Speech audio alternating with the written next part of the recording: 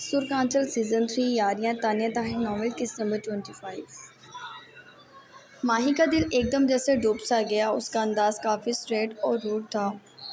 وہ خوفزدہ سی اس کے آگے اپنا آپ بہت چھوٹا محسوس کرنے لگی تھی۔ تمہارے گھر والے کہاں ہیں؟ وہ سیدھا سیدھا پوچھ رہا تھا۔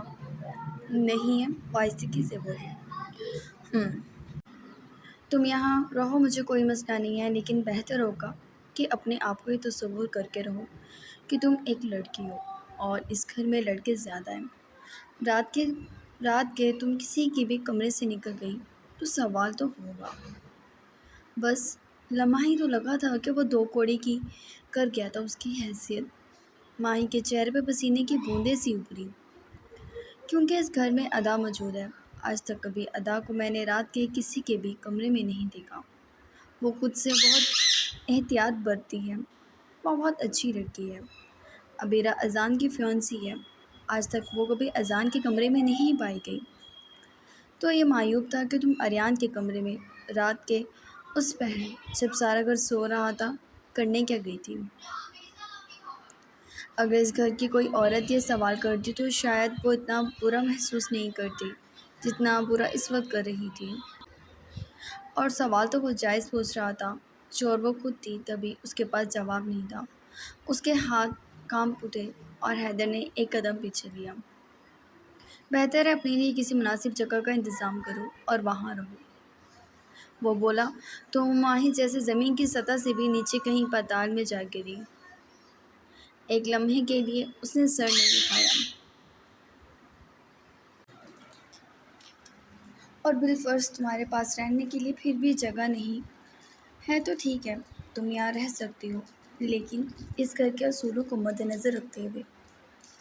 کل کو میرا بیٹا کچھ الٹا سیدھا کر دے تو کوئی یہ نہیں کہے گا کہ تم خود اس کے کمرے میں گئی۔ سب یہی کہیں گے کہ حیدر کے بیٹے کا کردار مضبوط نہیں۔ مجھے ہمیشہ سے لڑکیوں کے اس روپ سے چڑ رہی ہے جو خود مردوں کو اپنی طرف مائل کرتی ہیں۔ جس عورت کی طرف مرد خود مائل ہو وہ عورت زیادہ قیمتی ہوتی ہے۔ آپ مجھ پر الزام لگا رہے ہیں؟ میں نے نہیں کیا آپ کے بیٹے کو اپنی طرف مائل۔ وہ تڑپ سی گئی تھی اس الزام پر۔ ہو سکتا ہے ایسا، لیکن ہوا کیا تھا جو اس کے کمرے سے نکل کر بھاگی؟ کیا میں نے کسی اور دن کا ذکر کیا یا میں نے یہ کہا کہ تم جب سے آئی ہو یہ سب کر رہی ہو؟ میں نے جب دیکھا تو یہ ہوا تھا اور تم اسے جھٹلا نہیں سکتی، وہ سنجیدگی سے بولا۔ میں کھانا دینے اسے لگا اس کے پاس جواب نہیں ہے۔ بہت ہی بیکار بات تھی جو اس نے کی تھی۔ وہ مسکرا دیا۔ ماہی زمین میں گڑ سی گئی۔ اس کی مسکراہٹ بہت کڑوی تھی۔ اس گھر میں 36 عورتیں ہیں جو اسے کھانا دے سکتی ہیں، اس نے کہا اور مڑ گیا۔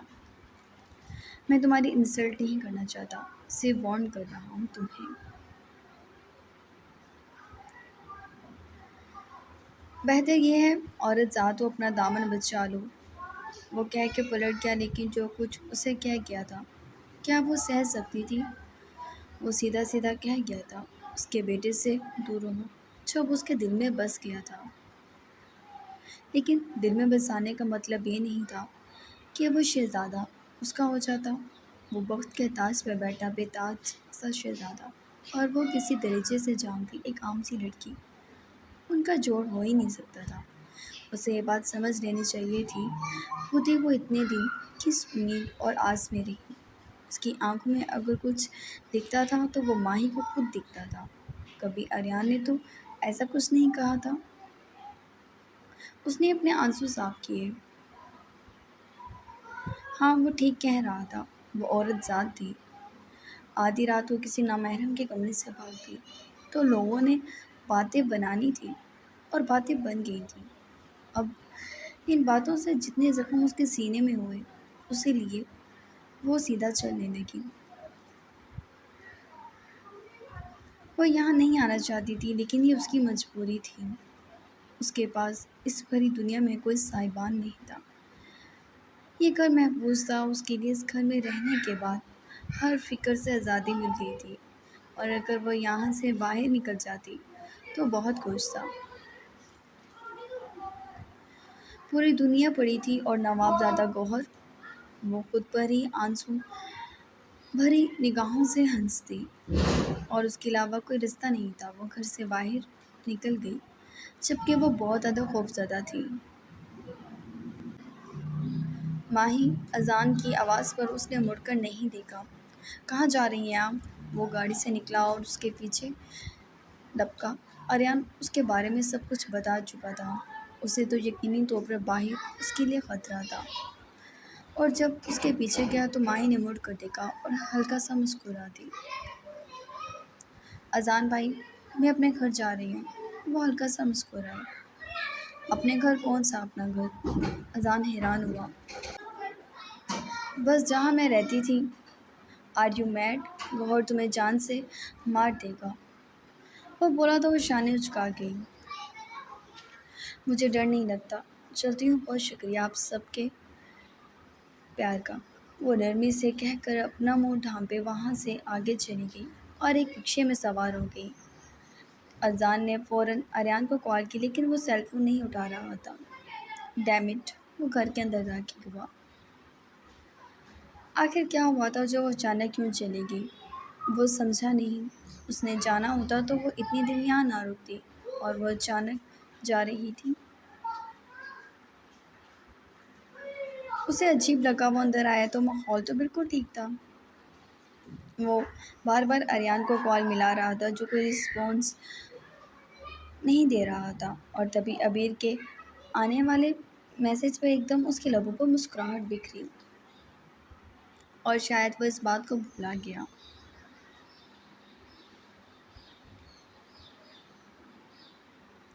ہاں جی فرمائیے، میری یاد کیوں آئی ہے؟ اذان کی آواز پر عبیر کا دل دھڑک سا گیا۔ اذان، میرے پاس تمہارے لیے ایک گریٹ نیوز ہے، وہ دھڑکنوں کو سنبھالتی ہنستی ہوئی بولی۔ تو اذان کا دل ڈوب گیا۔ یقیناً اس کا رزلٹ آؤٹ ہو چکا تھا۔ وہ بات کی تہہ تک پہنچا ایک دم چیخا۔ نہیں نہیں، یس یس، عبیرہ کھلکھلا اٹھی۔ کیا رزلٹ آیا ہے؟ وہ ڈرتے ڈرتے بولا۔ ایسے ہی بتا دوں یا ٹریٹ دو گے؟ وہ مزے سے بولی۔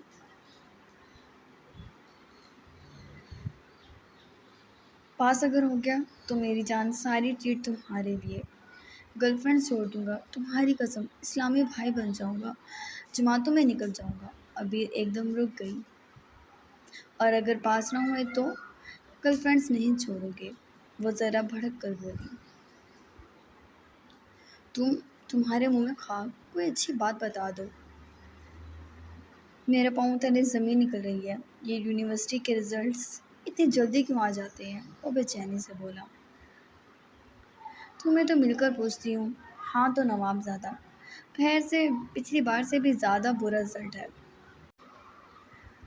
چاہے پوری طرح فیل ہو، اور ایک میں 18 نمبر ہیں، باقی بھی ایک دو سے کام چلا ہی لیا۔ تمہاری ٹوٹل سی جی پی 0 پر ہے، اور خیر سے میری 4.20۔ اس نے تسلی سے جواب دیا تو اذان سر تھام گیا۔ اب میرا باپ مجھے پھاڑے گا، وہ بڑبڑایا۔ یس، اور میں انکل کو رزلٹ بنفس نفیس خود آ کر دے کر جاؤں گی۔ شہزادے صاحب، پیپر کی رات کو بھی تو نومی کو ڈیٹ کر رہے تھے، اب سکون سے ڈیٹ مارنا، وہ مزے سے بولی۔ بیر بیر، بات سنو، وہ ایک دم چلایا۔ ہاں بولو، اترا کر بولی۔ تمہاری قسم کسی لڑکی سے فری نہیں ہوں گا، پلیز بچا دو مجھے۔ اوہ، کتنے کیوٹ لگ رہے ہو تم، بٹ سوری، اس نے ٹکا سا جواب دیا۔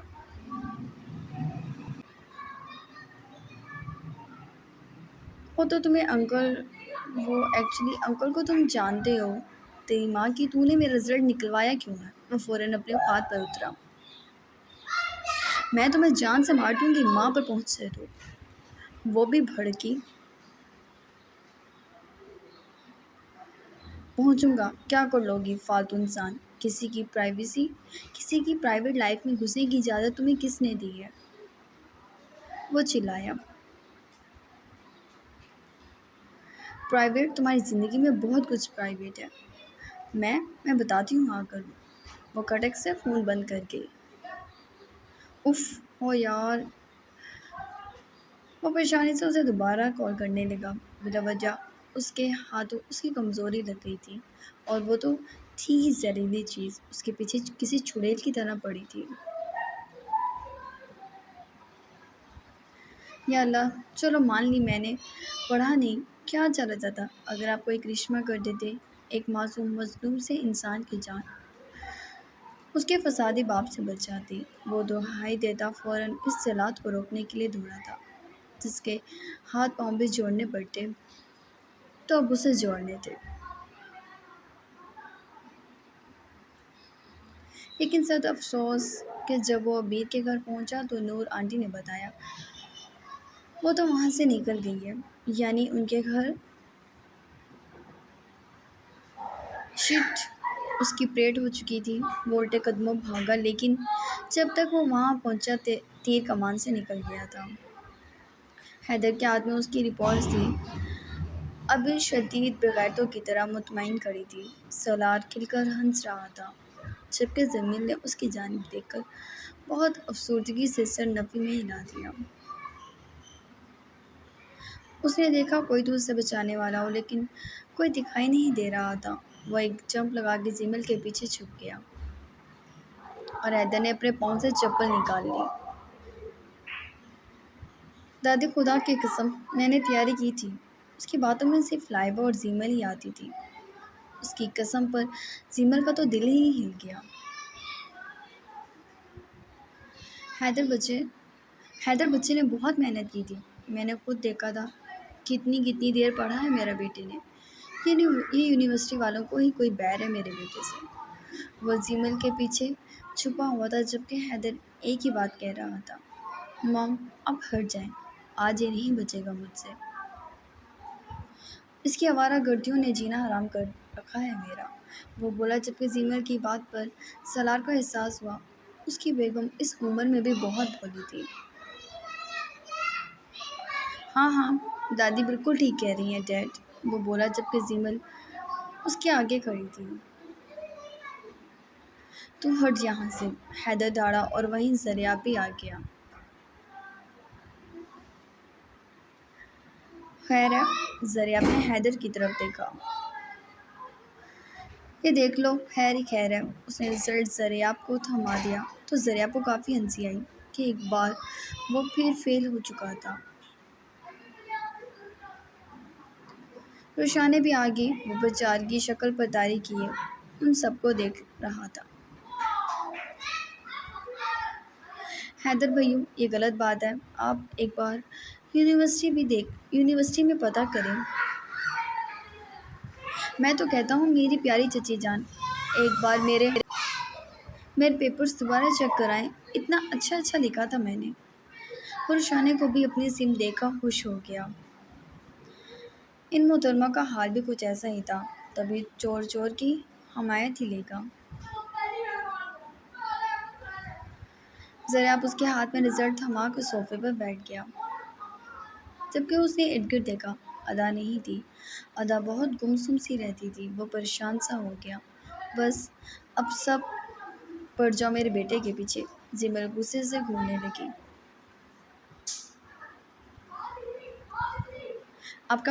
یہ آپ کا بیٹا مجھے جہاں دکھا میں اس کے اتنے ٹکڑے کر دوں گا کہ یہ سوچے گا۔ حیدر بھیڑتا ہوا غصے سے چپل پھینکتا خود بھی صوفے پر بیٹھ گیا، اور اذان ٹٹائی سے سانس بحال کر گیا۔ ویل ڈیئر سن، زین نے کہا تو وہ شرمندہ ہو گیا۔ اگلی بار دیکھنا ٹاپ کروں گا۔ اوہ بھائی بس، پورا گھر ایک کوشش میں چلا اٹھا، جبکہ اذان شرمندہ ہو گیا اور عبیر کی طرف ایسی نظروں سے دیکھا کہ کچا چبا جائے گا۔ جبکہ عبیر شانے اچکا گئی، حیدر شدید افسردہ ہو گیا۔ اس کا ایک بیٹا ڈاکٹر ہے، ایک وکیل ہے، ایک معلوم نہیں اپنے حسن کے کون سے جوہر انڈسٹری میں دکھا رہا ہے، اور یہ نکما اور دب کر پھر اس پر چپل پھینک گیا جو عین کمر پر لگی تھی۔ دادی، وہ چلایا، ہنس لیں آپ، میرا بیٹا پیٹ رہا ہے، فرق ہی نہیں پڑتا۔ سمر غصے سے بولی تو سالار شاہ نے اچکا گیا۔ بہت اچھا کارنامہ انجام دیا ہے تمہارے بیٹے نے، جو حمایت لے رہی ہو۔ اچھا بس، اب مجھے کچھ نہیں سننا، اور اگر اب آپ نے مارا اذان کو تو مجھ سے بات مت کیجیے گا۔ یار موم، آپ کی بلیک میلنگ الگ ہے، سریاب نے کہکا لگایا، اور ان ہنستے مسکراتے چہروں پر ایک دم بریک لگی جب سعد نمرا کا ہاتھ تھامے اسے گھر میں لے آیا۔ زریاب بھی سب سے پہلے اپنی جگہ سے اٹھا تھا اور حیدر دنگ رہ گیا۔ ایک بجلی سے اس پہ گری تھی اور نمرا کی مسکراتی اور جتاتی نظریں حیدر مرتضیٰ پر ہی تھیں۔ مرتضیٰ ہاؤس میں سناٹا چھا گیا۔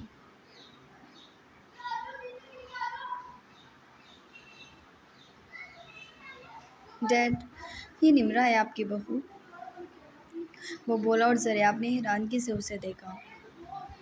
وہ کافی دنوں سے بات کر رہا تھا اور نمرا کی ساری ہسٹری بتائی تھی، لیکن زریاب اس حق میں نہیں تھا کہ نمرا اس گھر میں آئے، کیونکہ اس لڑکی کے آگے پیچھے کوئی نہیں تھا اور نہ ہی کوئی معلومات سامنے آئی تھی۔ اس نے سعد کو جھڑک دیا، لیکن وہ اپنی کر گزرا تھا۔ وہ چاہتا تھا کسی خاندانی اور اچھی لڑکی سے اس کی شادی ہو۔ سعد باپ کو ہی دیکھ رہا تھا، جبکہ رخسانے بھی حیران تھی۔ زریاب نے اسے نرمی، غصے اور ہر طرح سمجھایا تھا۔ اس شخص کی زندگی ویل آرگنائز تھی، اور اس نے اپنے بچوں کی بھی ایسی ہی ویل آرگنائز زندگی دی تھی۔ تبھی بہو خاندانی لانا چاہتا تھا، لیکن اس نے یہ بھی کہا تھا، اس لڑکی کے علاوہ جو تمہیں پسند ہوگی اس سے شادی کروا دیں گے۔ لیکن نمرا کا بھوت جو اس پر چڑھا تھا اترنے کا نام نہیں لیا، اور بالآخر وہ دن دیکھنا پڑا جب وہ اسے گھر میں لے آیا۔ ڈیڈ، میں نمرا کے بنا نہیں رہ سکتا۔ باپ اسے بے یقینی سے دیکھ رہا تھا۔ وہ اپنی مجبوری بتا گیا، جبکہ یہاں ایک وجود تھا جو اب تک صدمے میں تھا، اور نمرا ہلکی پھلکی نگاہ اس پر ڈال لیتی، جبکہ اس نے ایک نگاہ سارے گھر کو دیکھا تھا۔ کتنا شاندار گھر تھا، زبردست، اس نے دل میں سوچا اور سکون سے کھڑی ہو گئی۔ تم شادی کر چکے ہو، وہ بس اتنا ہی بولا۔ جی، وہ آہستگی سے بولا، اور زریاب ہنس دیا۔ چلو اچھا کیا باپ کے منہ پر تماچا مار دیا۔ ڈیڈ، نہیں پلیز، میں نمرا سے محبت کرتا ہوں۔ وہ باپ کا ہاتھ تھامتے جلدی سے بولا، جبکہ زریاب نے اپنے غصے کو بہت ہی مشکل سے کنٹرول کیا اور ہاتھ چھڑک کر وہاں سے چلا گیا۔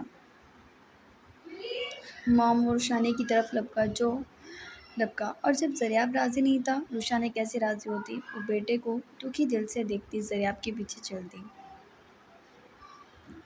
دادا پلیز، یار آپ لوگ سمجھیں، آپ نے بھی تو یوں ہی شادی کی تھی۔ وہ سالار کے ہاتھ تھام گیا۔ اگر زریاب راضی نہیں تھا تو کوئی وجہ ہی ہوگی، سالار سنجیدگی سے بولا۔ کوئی وجہ نہیں ہے، انہیں ضد چڑھی تھی کسی خاندانی لڑکی کی، اور میں جس سے محبت کرتا ہوں، میں نے اس سے شادی کر لی، تو کیا ہو گیا اس میں؟ وہ بولا۔ وہ کم گو انسان تھا، اور آج جو بولا تو سب کے منہ بند کرا گیا۔ پلیز ڈیڈ سے بات کریں، وہ منت کرنے لگا۔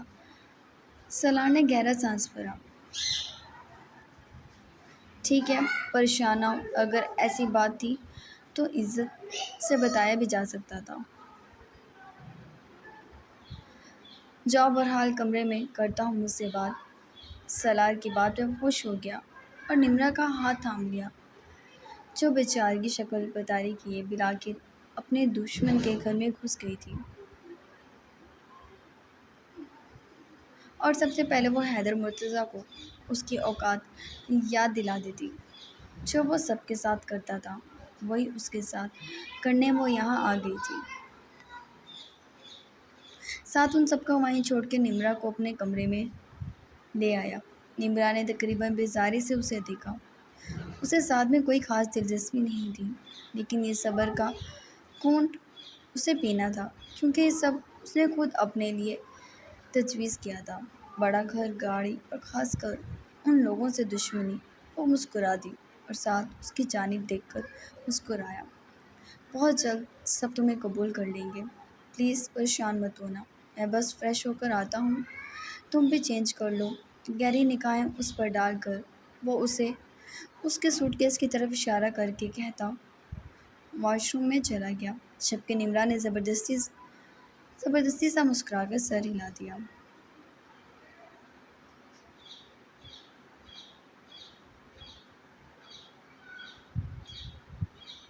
اسے روشانی نے بتایا تھا کہ نمرا اور سعد نے کیا کیا ہے۔ وہ حیران رہ گئی۔ سعد بھیا ایسے نہیں تھے، اور جس طرح روشانی رو رہی تھی اس کا دل بیٹھ گیا۔ جب اس کے ماں باپ کو یہ بات پتہ چلے گی کہ وہ بھی نکاح کر چکی ہے تو کیا بنے گا، وہ لوگ ہرٹ ہوں گے۔ ماما آپ روئے نہیں، ہو سکتا ہے وہ بہت اچھی ہو، وہ بولی تو روشانی نے سر نفی میں ہلایا۔ اچھی بری کی بات نہیں ہے، بس شاید ایکسپیکٹ نہیں کیا تھا۔ سریاب اور حیدر بھائی کی نیچر سب سے مختلف ہے۔ وہ اپنے بچوں کو پوری آزادی دیتے ہیں اور اس آزادی میں خود شریک ہونا چاہتے ہیں۔ وہ پسند کرتا تھا، لیکن نمرا کے بارے میں کچھ نہیں جانتا، یہاں تک کہ سریاب نے اسے تھوڑا وقت لینے کے لیے کہا تھا، اور وہ اتنا جذباتی ہو کے خود سے فیصلہ کر گیا۔ روشانی کی بات پر ادا نے ایک پھنسی ہوئی سانس حلق میں اتاری۔ وہ بہت خوفزدہ ہو گئی تھی۔ کچھ نہیں ہوگا ماما، آپ ہماری شادی کے چونسلے پورے کریے گا، وہ مسکرائی۔ تو روشانی نے ہلکا سا مسکرا کر اس کا گال تھپتھپایا۔ ہاں وہ یہ بات تمہیں بتانا بھول گئی کہ زریاب کے ایک فرینڈ ہیں، انہیں تم بچپن سے ہی پسند ہو۔ وہ لوگ ہمارے گھر دعوت پہ آئیں گے کچھ دنوں تک۔ وہ مسکرائی اور ادا کا دل دھک سے رہ گیا۔ وہ ماں کو دیکھنے لگی۔ کیا دادا مان جائیں گے؟ ادا آہستگی سے بولی۔ وہ زبردستی نہیں کرتے ادا، میں نے بہت کوشش کی ہے کہ تم آئس کے لیے راضی ہو جاؤ۔ وہ بہت اچھا لڑکا ہے، بہت مختلف سا، اور اس کی آنکھوں میں تمہارے لیے پیار بھی تو بہت ہے۔ اگر راضی ہو جاتی ہو تو کتنی خوشی کی بات ہے، لیکن میں زبردستی نہیں کروں گی تم پر، اس لیے یہ فیصلہ تمہارا ہوگا۔ باقی کسی کی فکر مت کرنا۔ وہ اس کی آنکھوں میں نمی دیکھ کر بولی۔ آپ ان لوگوں کو ہاں کر دیجیے گا۔ وہ کہہ کر خاموش ہو گئی۔ روشانی نے فوراً سے اس کی طرف دیکھا، جو کہ سر جھکا گئی تھی۔ ماہی کہاں ہے؟ پورے دن سے دیکھی نہیں، اس نے پوچھا۔ تو ادا نے لا علمی کا اظہار کر دیا۔